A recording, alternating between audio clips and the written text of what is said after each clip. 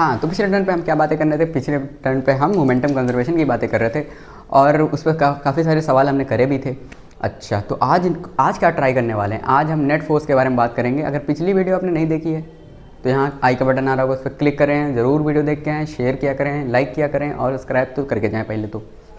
अच्छा, उसके बाद बात करते हैं, आज नेट फोर्स के बारे में डिस्कस करेंगे कि सिस्टम क्या होता है और सिस्टम पे हम कैसे नेट फोर्स लगाते हैं और कैसे उसमें निकालते हैं नेट फोर्स। ठीक, तो सबसे पहले बात कर लेते हैं। देखिए, हमने न्यूटन सेकंड लॉ पे बात करी थी। न्यूटन सेकंड लॉ क्या था? न्यूटन सेकंड लॉ था कि एफ नेट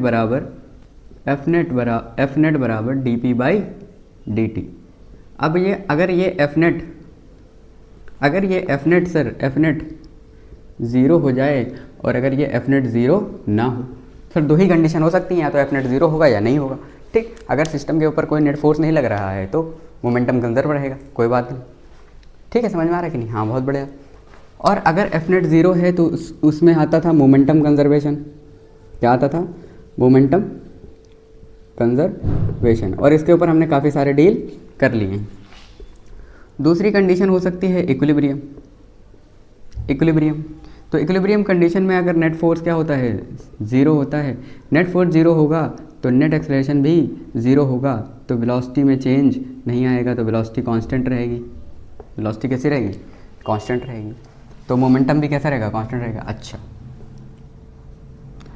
अच्छा, एफ नेट ज़ीरो नहीं है तो एक्सेलरेशन भी ज़ीरो नहीं होगा, तो वेलोसिटी भी चेंज इन वेलोसिटी ज़ीरो नहीं होगा, मतलब वेलोसिटी कांस्टेंट नहीं रहेगी। ठीक है, अब समझें, ये हम न्यूटन सेकंड लॉ पढ़ रहे थे और इसमें भी हमने कई सारी बातें करी थी कि एक फॉर्मूला आपका बन के आता था D M D V by D T, जिसको आप एम ए कह देते थे।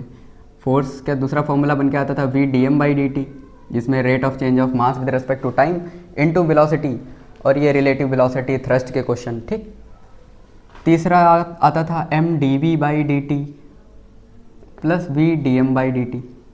ठीक है, तो बेसिकली हम, अगर आप ध्यान से देखें तो ये सेकेंड लॉ पे हम काफ़ी कुछ डिस्कस पहले ही कर चुके हैं, फिर उसके बाद मोमेंटम कंजर्वेशन के ऊपर डील कर चुके हैं। अब हम आएंगे इस एफ नेट की दूसरी कंडीशन, जिसको हम इक्विलिब्रियम कंडीशन कहते हैं। ठीक, उसके ऊपर फिर इसके ऊपर सवाल चालू करेंगे। यहाँ पे बहुत सारे सवाल आएंगे आपके, कंस्ट्रेंट के क्वेश्चन, ये क्वेश्चन, वो question, wedge constraint, string constraint, spring constraint, ये सारी क्वेश्चन। ठीक, तो चलिए सबसे पहले आज बात कर लेते हैं नेट फोर्स ज़ीरो हो। क्या हो? नेट फोर्स ज़ीरो हो, मतलब इक्विलिब्रियम की कंडीशन। ठीक, तो आइए बात कर लेते हैं। सबसे पहला सवाल, कुछ क्वेश्चन हम आगे पीछे करा रहे हैं, ठीक, ताकि वो एक सीक्वेंस आपको समझ में आ जाए कि हाँ, इस टाइप के क्वेश्चन करने हैं तो ऐसे करेंगे, इस टाइप के क्वेश्चन हैं तो ऐसे करेंगे, इस टाइप के क्वेश्चन है तो ऐसे करेंगे। ठीक, सबसे पहले क्वेश्चन नंबर 77।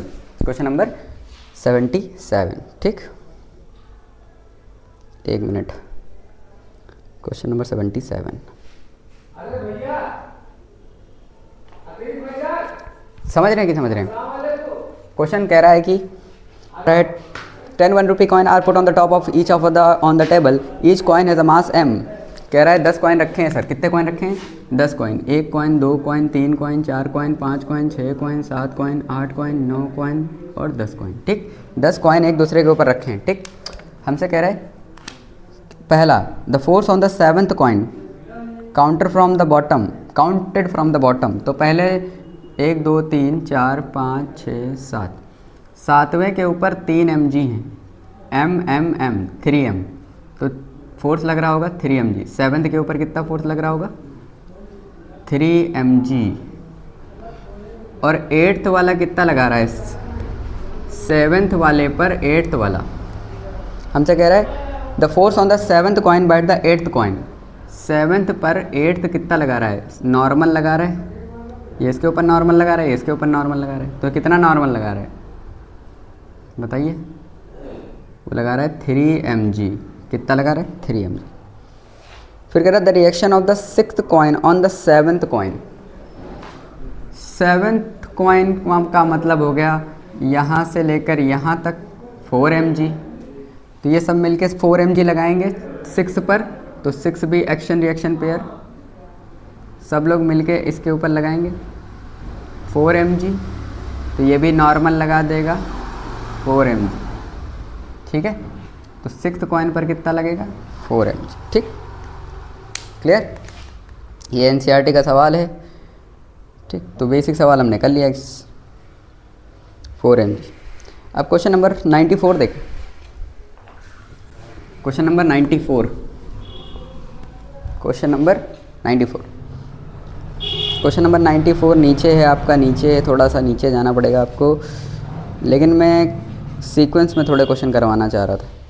क्वेश्चन नंबर 94 कहाँ चला गया?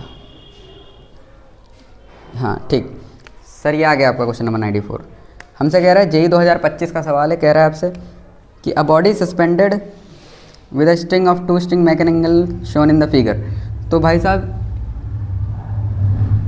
ये आपका एक टेंशन इधर लग रही है, एक टेंशन इधर लग रही है, और ये mg लग रहा है, यहाँ पर mg लग रहा है, यहाँ पे टेंशन T2 है और यहाँ पे टेंशन T1 है। ठीक, अच्छा ये एंगल कितना है 60 डिग्री और ये कितना है 30 डिग्री। हमसे T1 T2 पूछा है, तो कुछ नहीं, ध्यान समझें। अगर आप लामिस थ्योरम क्या कहती है? एक second hold, hello,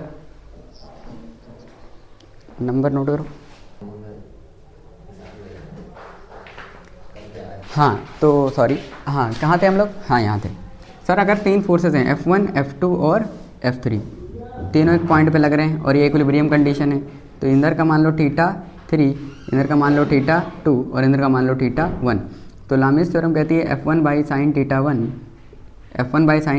is equals to F2 by sine θ2 is equals to F3 by sine θ3। आप ये लगा सकते हैं। ठीक, तो देखें अगर ये 60 है, 30 है, तो ये 90 हो गया, तो बचा हुआ 180 में कितना हो गया 90। तो हम क्या लिख सकते हैं? आप लिख सकते हैं T1 के लिए 90 plus 30, T1 by sine 90 plus 30, ये 120 हो गया ना पूरा। और T2 के लिए 90 प्लस 60, तो T2 बाई साइन 90 प्लस 60। और mg के लिए आप क्या लिख सकते हैं? mg के लिए लिख सकते हैं mg बाई साइन 90। ठीक, ये 90 हो गया। तो sine 90 plus theta, sine 90 plus theta cos theta हो जाएगा। तो T1 is equals to cos 30 और ये साइन 91 होता है mg। ठीक है, फिर T2 के लिए क्या लगाओगे? T2 बाई साइन 150 साइन 150 का मतलब है sine 90 plus theta cos theta, ये भी mg के बराबर आ गया। इसको इसके बराबर कर दिया, इसको भी इसके बराबर कर दिया। ठीक, तो T1 आ गया mg कॉस 30 और T2 आ गया mg कॉस 60। ठीक है, तो हमारा mg सर कुछ दिया है, मास 1 किलो है। ठीक, मास 1 किलो है, तो 1 × 10 × साइन √3/2 और T2 आ गया 1 × 10 × cos 60 1/2। ठीक, तो आ गया 5√3 और ये आ गया आपका 5। हमसे क्या कह रहा था? हमसे कह रहा था T1 एंड T2 आ गया 5√3 एंड 5। ठीक, समझ में आ रहा कि नहीं? क्लियर? 2025 का सवाल है, बिल्कुल बेसिक सवाल, बढ़िया सवाल। ठीक, तो ये इसमें लामिस थ्योरम आप लगा सकते हैं। बाकी दूसरा एक है कि T1 का जो इंदर वाला कंपोनेंट होगा वो mg को बैलेंस करेगा और T1 का जो इंदर वाला कंपोनेंट होगा वो T2 के इस साइड के बैलेंस करेगा। ठीक, तो चाहे तो आप उससे भी कर सकते हैं। देखें दूसरी तरीके से हम कैसे करना चाहेंगे, ध्यान समझें। दूसरे तरीके से आप करना चाहें तो आप ऐसे भी कर सकते हैं। यहाँ से ये बना रहा है 60, यहाँ से ये 60 बना रहा है और यहाँ से ये 30 बना रहा है। ठीक, और यहाँ से ये mg है, mg का मतलब 1 × g मतलब 10 है, ये 10। ठीक, तो और ये T1 है, तो इधर इसका कंपोनेंट आएगा T1 cos 60 और यहाँ पे आएगा T1 sin 60। T2 का इधर कंपोनेंट आएगा T2 cos 30 और इधर आएगा T2 sin 30। अब T1 sin 60, अच्छा नेट फोर्स 0 है, तो हम कह सकते हैं ये और ये सब मिला के ये इसके बराबर होगा तभी तो नेट फोर्स 0 होगा। हाँ, ये वाले इधर वाले फोर्सेस और इधर वाले फोर्सेस सब बराबर होंगे तभी तो नेट फोर्स 0 होगा। हाँ, तो हमने लिखा T1 sign 60 plus T2 sign 30। ठीक, ये ऊपर वाले, ये नीचे वाला क्या है -10 बराबर 0। ऐसे भी लिख सकते हो या फिर डायरेक्ट भी लिख सकते हो कि इधर चला गया, तो इसको हम डायरेक्ट लिख देते हैं 10। तो ये आ गया T1 साइन 60 का मतलब है √3/2 प्लस T2 साइन 30 का मतलब है 1/2 इक्वल्स टू 10। ठीक है, तो 2 कॉमन लेके उधर कर देंगे तो √3T1 plus T2 equals to 20। ये पहली इक्वेशन बन गई। ये कौन सी इक्वेशन बन गई? पहली। अब यहाँ से आप निकाल सकते हैं T1 cos 60 कितना होता है? T1 cos 60 और ये बराबर T2 cos 60। तो T1 into 1/2 equals to T2 into √3/2। 2 ने 2 को मार दिया। T2 कितना है? T1 है हमारा, T1 है √3T2।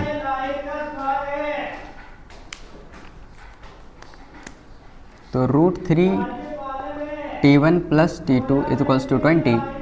T1 की वैल्यू है √3T2, तो √3T2 प्लस T2 बराबर 20। ये हो गया आपका 3T2 प्लस T2, क्या आ गया 4T2 सॉरी, कितना आ जाएगा 3T2 प्लस 4T2 बराबर 20। तो T2 बराबर 5 न्यूटन। अगर T2 5 न्यूटन है तो T1 बराबर √3T2 होता है। तो यहाँ पर √3 इंटू 5 मतलब 5√3। ऐसे निकालने चाहे ऐसे निकालें, जैसा आपका मन करे। मैंने दोनों तरीके से निकाल दिया, लामीज से भी करके दिखा दिया, वैसे भी करके दिखा दिया, जैसा आपका मन करे वैसे करें यहाँ। ठीक, बढ़िया, शानदार। चलिए नोट कर लें इसको।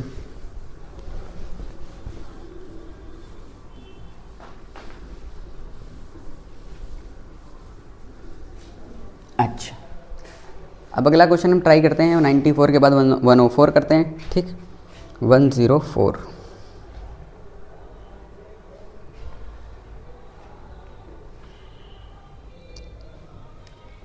चलिए 104 क्वेश्चन पढ़िए। 104, A block of √3 kg is attached to a string whose end is attached to the wall and unknown force is applied so that the string makes an angle of 30 degree with the wall। कह रहा है एक wall है, उससे एक string बंधी हुई है और हमने कुछ फोर्स लगा दिया इधर। फोर्स जैसे लगाया तो ये जो मास है इसका, फोर्स जैसे लगाया तो वॉल से 30 डिग्री एंगल बनने लगा। ठीक है, समझ रहे हैं? और यहाँ पे हमारा जो मास लटका हुआ है वो है √3 kg। ठीक, इतना मास लटका हुआ है। ठीक, तो हमको बताना है कि फोर्स कितना लगा है। तो tension in the string is, तो हमसे कह रहा है टेंशन बताइए।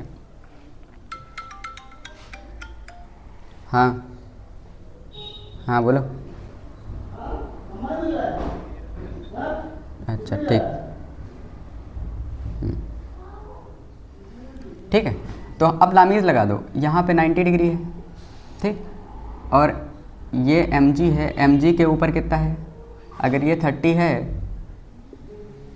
तो ये भी 30 है, और ये 30 है तो ये पूरा 120 है। ठीक, तो mg के सामने 120, तो mg के सामने है साइन 120। ठीक है, और टेंशन के सामने है 90, तो टेंशन के सामने है 90।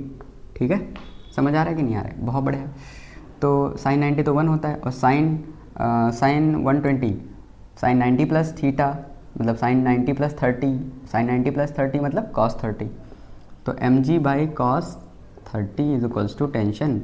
तो टेंशन आ गया हमारा √3 इंटू 10 अपॉन कॉस 30 कितना होता है? √3/2। तो टेंशन इसको मार दिया 20 न्यूटन। कितना आ गया? 20 न्यूटन। ठीक, आ रहा है? सबका आ रहा है? ठीक, अब क्वेश्चन नंबर 105। क्वेश्चन नंबर 105 देखिए, ये उस टाइप के सवाल हैं जैसे पहले हम इक्विलिब्रियम के सारे सवाल डील कर रहे हैं। ठीक, कि इक्विलिब्रियम के क्वेश्चंस कैसे डील करे जाएंगे। ठीक, यहाँ पे इक्विलिब्रियम है, नेट फोर्स बराबर होता है। ठीक, अच्छा देखें, इसको लिख लें। लामीज़ से कर दिया सीधा। ठीक है, आप चाहें तो इसका कंपोनेंट लेके इसके बराबर करें, इसका कंपोनेंट लेके इसके बराबर करें, आप उससे भी कर सकते हैं। चलिए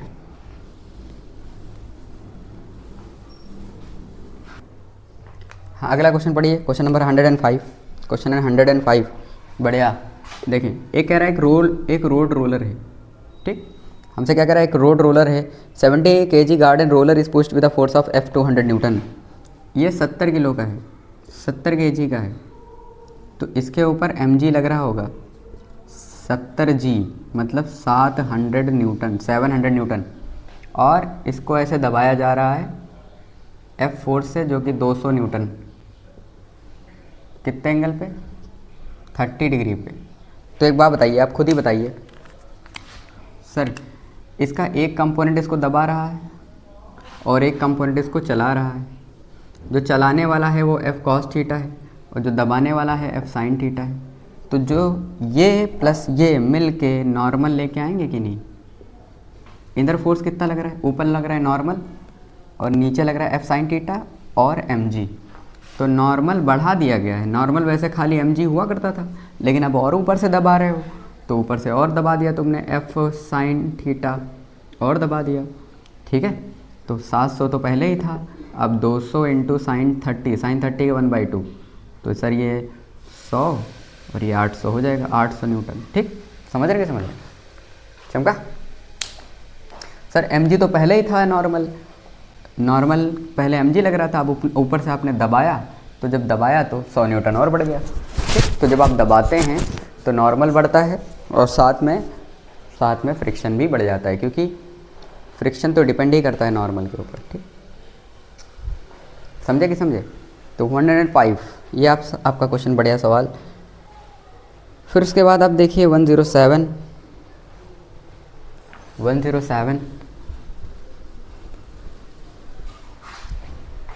एक वैरायटी के नहीं करा रहे हैं, अलग अलग थोड़े अलग अलग वैरायटी के सवाल करते रहिए, ठीक, जिसमें आपको इक्विलिब्रियम के क्वेश्चन डील करने में कोई मुश्किल ना है।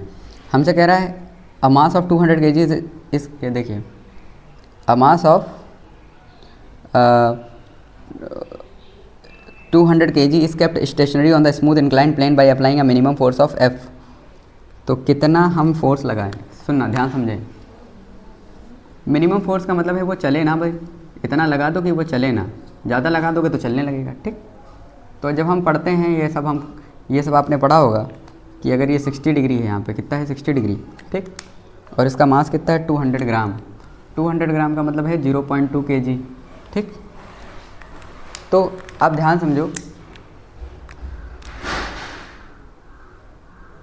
इसके ऊपर हम कितना फोर्स लगाएं ऐसे हॉरिजॉन्टल में, ठीक। तो अब ये थोड़ा सा कैसा सवाल हो गया, वो रोलर वाला सवाल है, इस बार इंक्लाइंड में है। तो आपने ऐसे पढ़ा होगा कि ये है mg sin थीटा और ये है mg cos थीटा, ठीक है, mg sin थीटा और mg cos थीटा, और यहाँ पे इसका लग रहा होता है नॉर्मल।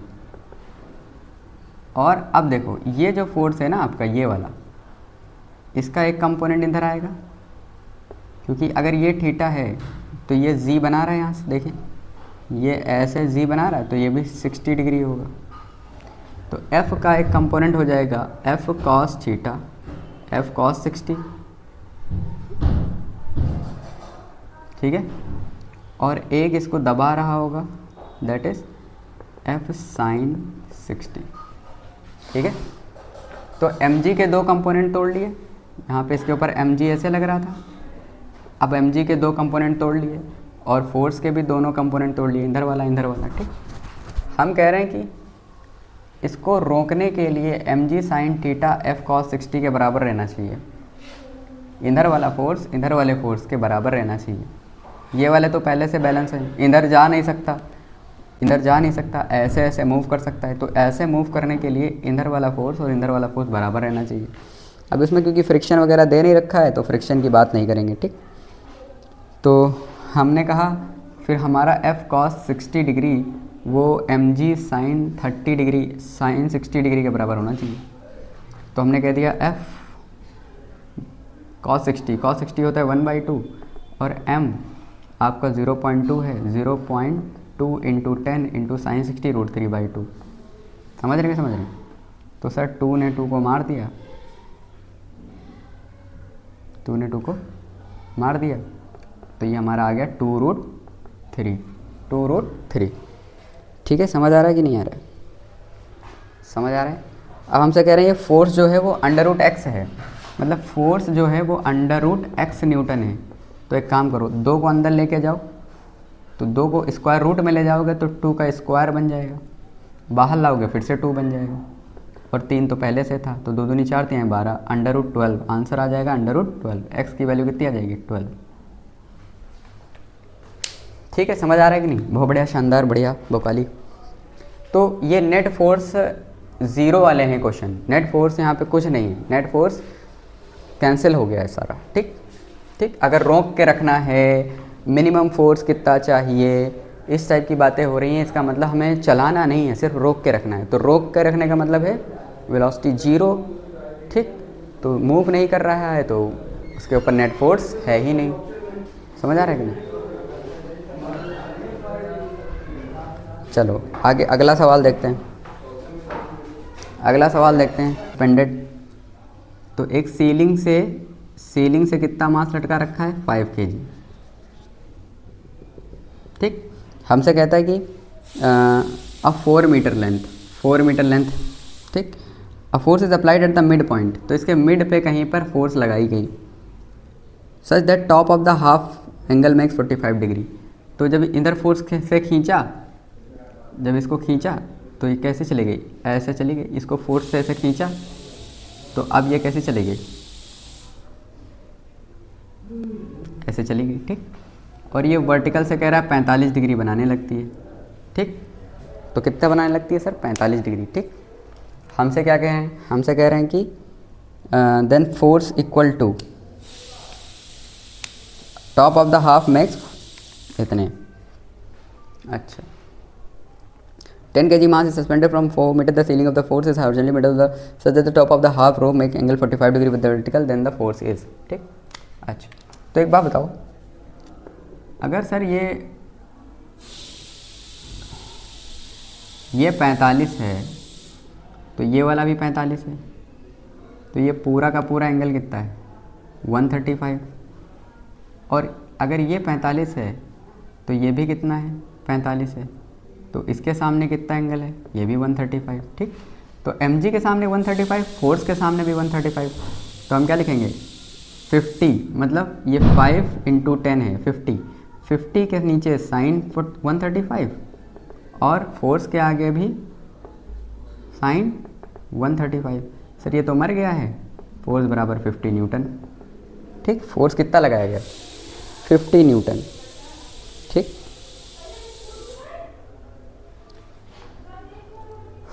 हमने कुछ गड़बड़ करी है।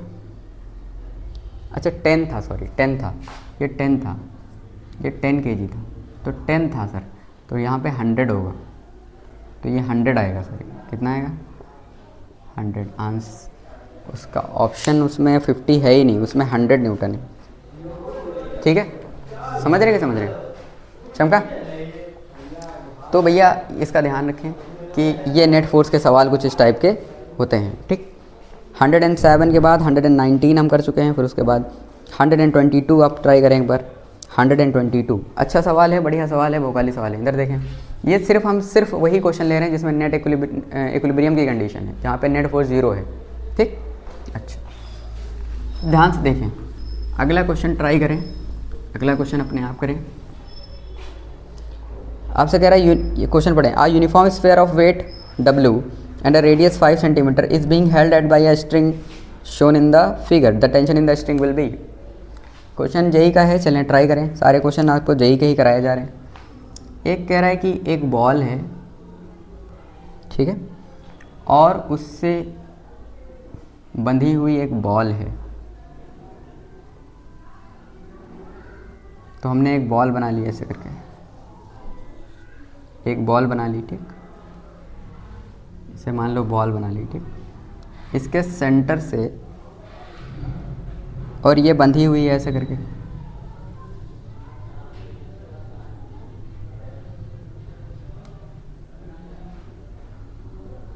यहाँ पर ऐसे बंधी हुई। ठीक,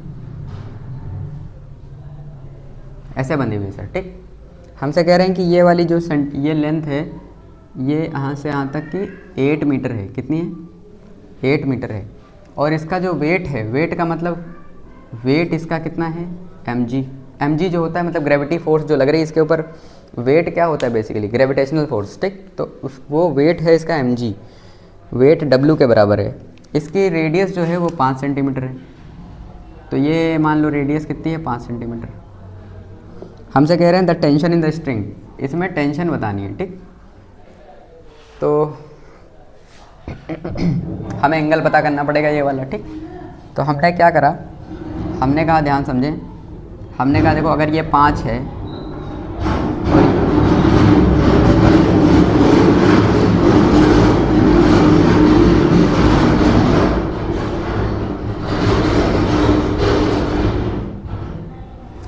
हाँ, तो हमने कहा अगर ये 5 है, ये भी 5 है, तो ये 5 और 8, ये वाला जो पूरा ट्रायंगल बन जाएगा, ये 8 + 5 क्या 13 नहीं हो जाएगा? और ये 5 है तो ये अपने आप कितना हो जाएगा? 12। कितना हो जाएगा? 12, ठीक। क्योंकि 12 का स्क्वायर + 5 का स्क्वायर बराबर 13 का स्क्वायर, ठीक। चलो, तो इसका स्क्वायर 13 का स्क्वायर कब आएगा? जब 12 का स्क्वायर + 5 का स्क्वायर करेंगे तभी आएगा, समझे? अच्छा, तो हमने कहा ये आ गया हमारा, ठीक। तो यहाँ से हमारा थीटा आ गया। क्या आ गया? थीटा। तो आप ध्यान समझो, ये थीटा तो ये भी थीटा, तो ये टेंशन का कॉस थीटा, टेंशन का कॉस थीटा ही जो है वही तो डब्लू को बैलेंस कर रहा है। और टेंशन का, ये टेंशन लग रही है, टेंशन का साइन थीटा, टेंशन का साइन थीटा से हमें मतलब नहीं है क्योंकि हमें वर्टिकल से मतलब है। तो टी कॉस थीटा का मतलब टी कॉस थीटा बराबर डब्लू, तो टेंशन बराबर डब्लू सेक थीटा। अरे इतना बकवास ना करो। टी कॉस थीटा क्या होता है सर? कॉस थीटा होता है बेस अपॉन हाइपोटेनस। तो हाइपोटेनस है 13, बेस है 12, तो बेस अपॉन हाइपोटेनस, ठीक है। तो टेंशन बराबर 13/12 डब्ल्यू, 13/12 डब्ल्यू। समझे? यहाँ तक समझ आ गया? बिल्कुल बेसिक सवाल। 122, 123 सवाल, 123, 132, 132 सर।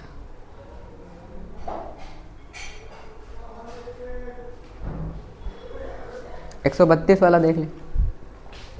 अब ये इस टाइप के जो इक्विलिब्रियम वाले सवाल हैं आप डील कर लेंगे अच्छे से, इस टाइप के। पहले सीक्वेंस वाइज चलते हैं बिल्कुल एकदम कि हाँ ये वाले तो हम कर लेते हैं, मोमेंटम कंजर्वेशन वाले भी सर, फायर वाले कर लेते हैं, बम एक्सप्लोजन वाले भी कर लेते हैं। उसके बाद जो हमारे मास एडिशन वाले हैं वो भी हम कर लेते हैं। अब नेट फोर्स 0 होगी, इक्विलिब्रियम की कंडीशन आ जाएगी, तो वहाँ पे लैमिस थ्योरम भी हमें लगाना आता है, ठीक। तो वो वाले क्वेश्चन हम कर लेते हैं। फिर उसके बाद नेट फोर्स 0 ना हो और एक्सेलरेशन आ जाए तो वो अलग डील करेंगे, ठीक। अब बात कर लेते हैं, ये एक सवाल और कर लें, फिर सेकेंड टॉपिक पे आते हैं। Question number 132, question number 132। A light spring balance has hung from hook of the light spring balance and block of mass m kg hung from the former one. Then the true statement will be: a light spring balance from the hook of the light spring balance. तो एक सुनना, एक spring balance है, एक spring balance है, उससे ना एक दूसरा स्प्रिंग बैलेंस लटका हुआ है और उससे एक मास लटका हुआ है, ठीक। तो हमसे कह रहा है बताइए कौन सा स्टेटमेंट सही है। Both the scales read m kg, दोनों m kg दिखाएंगी रीडिंग, दोनों की रीडिंग m kg आएगी। या फिर the scale of the lower will be read m kg and the upper will be 0. The reading of the two scales can be anything but the sum of the reading will be m kg. Both the scales read m/2 kg. तो देखिए ध्यान समझिए, जब ये इसके ऊपर capital mg force लगाएगा तो यहाँ पे टेंशन भी लगेगी कैपिटल mg, तो ये भी इसको खींचेगा कैपिटल mg से, ठीक। तो ये स्प्रिंग जब खींचेगा तो ये ऊपर वाले स्प्रिंग को भी खींचेगा कितने से, कैपिटल mg से। तो जब ये खींचेगा कैपिटल mg से तो ये उसको भी खींचेगा कैपिटल mg से। तो इस रीडिंग, इसकी भी रीडिंग क्या आएगी, mg/g। तो इसकी भी रीडिंग कितनी आएगी, रीडिंग आएगी आपकी weight by mass, weight by gravity, weight by gravity. तो mg/g उसकी रीडिंग भी mg/kg ही दिखाएगा, ठीक। सबकी रीडिंग सेम आएगी। अब चाहे 50 लटका दो, 50 स्प्रिंग के ऊपर स्प्रिंग के, भाई तराजू के ऊपर तराजू के ऊपर तराजू, समझ आ रहा है कि नहीं। बस तराजू का अपना वेट उसमें आ जाएगा बस, समझे। पर इस वाले केस में सबकी रीडिंग आपको सेम दिखाएगी, स्प्रिंग एक दूसरे से कनेक्टेड है, सबकी रीडिंग कैसी आएगी सेम। क्योंकि हमको बोल रखा है ये कि लाइट है, तो इसका अपना वेट कुछ नहीं है। जो मास यहाँ रीड कर रहा है, ये जो रीड कर रहा है वही ये भी रीड कर रहा है। क्यों, क्योंकि इसका मास उन्होंने बहुत कम माना है, तो इसका मास बहुत कम है, तो जो भी मास है सिर्फ इसका है, इसीलिए रीडिंग उसकी भी m ही आ रही है। इसकी m आ रही है तो उसकी भी m आ रही है, ठीक। तो यहाँ पे ये टाइप के सवाल ख़त्म होते हैं। अब नई वैरायटी के सवाल जो हैं वो हैं नेट फोर्स जीरो ना हो, नेट फोर्स जीरो ना हो। अगर सर नेट फोर्स जीरो ना हो, नेट फोर्स जीरो ना हो, ठीक, तो क्या करेंगे, तो ये हम नेक्स्ट वीडियो में करेंगे, नेक्स्ट वीडियो में हम इसको कवर करेंगे, ठीक। समझ रहे हैं कि समझ रहे हैं। इसमें कम से कम हैं 50-60 सवाल होंगे, उसमें आपके बहुत अच्छी वैरायटी के 50-60 सवाल होंगे। और ये NLM का बेस बनाएंगे आपका, NLM का बिल्कुल एकदम बेसिक कंसेप्ट आपका बिल्कुल क्लियर कर देंगे। बस उसके लिए आपको पहले से थोड़ा बहुत नॉर्मल का आइडिया होना चाहिए कि नॉर्मल कैसे लगता है, normal perpendicular to the surface लगता है, ठीक। mg कैसे लगता है, एंगल पे अगर इंक्लाइनेशन पे है तो mg sin थीटा लगता है, ऐसे है तो mg खाली mg लगता है, ठीक। तो ये सारी चीज़ें थोड़ी बहुत आइडिया होना चाहिए। स्यूडो फोर्स क्या होता है, ठीक। तो थोड़ा बहुत इन सब चीज़ों के बारे में देख लें, अपने पढ़ाई होगा ये सारी चीज़ें। नॉर्मल टेंशन और स्यूडो वगैरह नहीं पढ़ा है तो हम पहले थोड़ा बहुत आइडिया दे देंगे फोर्सेस का, फिर उसके बाद हम डील करेंगे सारे क्वेश्चन, ठीक। बाकी mg टेंशन वगैरह तो आपको थोड़ा बहुत आइडिया होगा ही, आपने पढ़ाई होगा, ठीक। तो मेन हमारा मोटिव ये है कि आपको क्वेश्चन करवाए जाएँ। अगर हम थ्योरी पढ़ाने बैठ गए तो उसमें बहुत लंबा टाइम जाएगा, इसलिए हम कोशिश करें कि थोड़ा बहुत एक नॉर्मल टेंशन ये सब कैसे लगते हैं वो थोड़ा सा देख लें, तो उसके बाद प्रैक्टिस के लिए आपका पूरा साथ दिया जाएगा, ठीक है। तो शेयर करें, सब्सक्राइब करें, लाइक करें और सफ़र में यूं ही बने रहें। Thank you.